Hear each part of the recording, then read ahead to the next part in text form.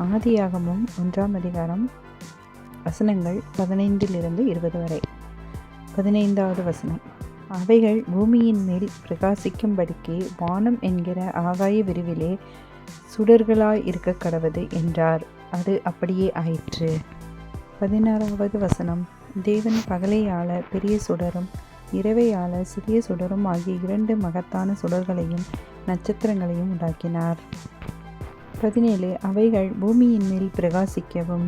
18. பகலையும் இரவையும் ஆளவும் வெளிச்சத்துக்கும் இருளுக்கும் வித்தியாசம் உண்டாக்கவும் தேவன் அவைகளை வானம் என்கிற ஆகாய விரிவிலே வைத்தார். தேவன் அது நல்லது என்று கண்டார்.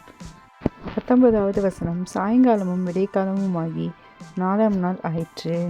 20வது வசனம். பின்பு தேவன் நீந்தும் ஜீவ ஜந்துக்களையும் பூமியின் மேல் வானம் என்கிற ஆகாய விரிவிலே பறக்கும் பறவைகளையும் ஜலமானது திரளாய் ஜனிப்பிக்க கடவது என்றார்.